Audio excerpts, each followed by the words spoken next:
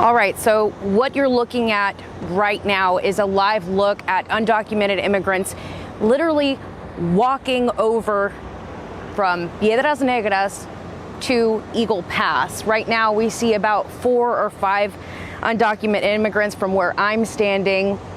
They're standing kind of in the middle right now.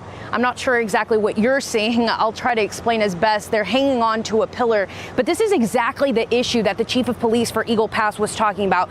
The governor, DPS, they're overwhelmed. There you see one of them actually trying to defy the current of the Rio Grande and trying to make it over to the U.S. These are live images that you're watching. Again, this group coming from Piedras Negras trying to swim their way over to Eagle Pass. On this side, on the Texas side, you have at least 2, 3 Texas military waiting for them over here. And you have, the concertina wire that Texas military department has been placing throughout the border. We're talking miles, but that's not stopping this group earlier. I mean, you saw those images at the beginning of the story. That was around 2 p.m. today, and really that group has been standing by. So this is why military also on the Texas side standing by to see what happens. And I have lost sight of them. You do see Texas military standing by. Steve, I'll send it back to you. Yeah, Alicia, stay with me for a second because I want to talk to you about what we're watching live play out here. I mean, these are people who obviously aren't trying to evade authorities. I mean, they just want to get to the other side and try to ask for amnesty, right? I mean, they're trying to just cross the river. They don't care if the concertina wire is there or Operation Lone Star authorities are there. They want to give themselves up to authorities. Am I correct in that? So yes, that is correct. A couple of feet from where we're standing is actually where Texas military will walk over these undocumented immigrants to hand them over to Border Patrol for them to be processed. And then that's when they meaning these migrants, are able to plead their case. Now, of course, there are cases where they do make it around this particular area and they do make a run for it. They don't want to turn themselves in. And then that's when you see the issue of these stash houses. I spoke to the chief and he says stash houses here in Eagle Pass are a big issue. They are overwhelmed, but you have both sides. In this case, what we're seeing is they're trying to swim over to Eagle Pass. And yes, what it looks like right now is that they will turn themselves over to authority. And right now we see the current, I mean, this is deceiving. In some parts, it looks calm, but that undertow could sweep them away at any time, Steve. Well, and that's what I was noticing too, is they were clinging onto a pillar for the bridge there, for the international bridge there at one point, and then making a quick swim for it. And you pointed out just days ago about how deceiving the Rio Grande is. And I've been down there myself where it can be shallow in some places, then it just drops off. Absolutely, and this is what we're keeping an eye on anytime we come over here. This Rio Grande area, the water crossing is really low. Already we hear one of the boats for Border Patrol nearby. So more activity anytime you see these groups trying to move their way through. The water hits them at waist level. I'm not sure if you're able to see that from where we're standing.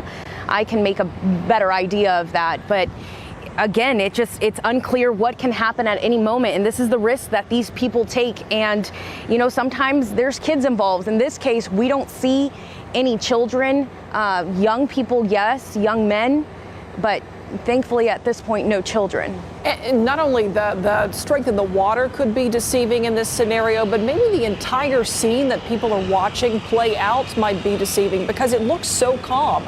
As we've talked about, this is a group coming over, trying, of course, their best, as you said, to defy that current, but they're right there in front of authorities. It looks as though they plan to present themselves to authorities. They know that they are going to be caught on the other side. Alicia, you've spent a lot of time in recent weeks there on the border. I know that you have met with migrants who were taken to places like the Catholic Charities Respite Center in McAllen, sharing with you their stories about why they've fled their countries to try to make it into the U.S. Do you have any idea in a scenario like this where people are crossing with the intent to turn themselves over to authorities? What are the next steps for them? What will likely happen once they are with Customs and Border Protection?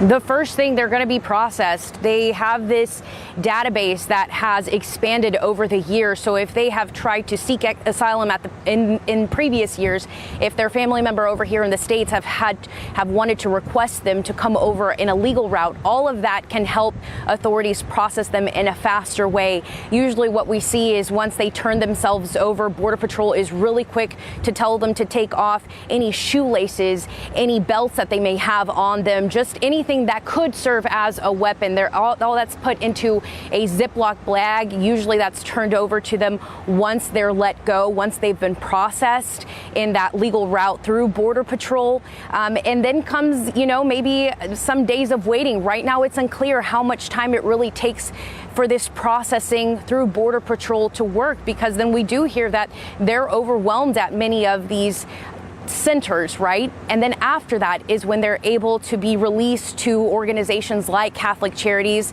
which is usually when they get their first chance to finally let their family members know that they've made it over to the United States in a safe manner. But when I talk to them, I ask them why. And some do mention the violence, a lot of them do, but some moms, dads too, their basic need is to be able to feed their children. So again, I was trying to keep an eye out to see if we see any little ones.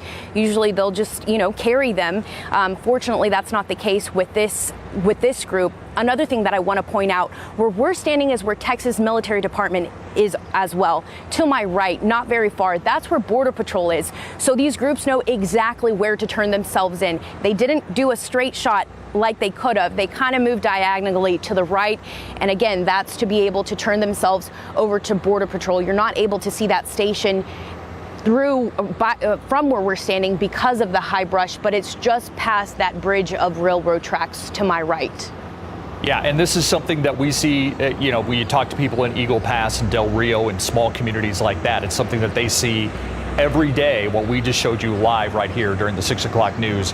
Certainly the human face of what is happening right along our border on live television. Alicia Barrera, appreciate your time, and as we see a Border Patrol van pull up behind you. Thank you, Alicia.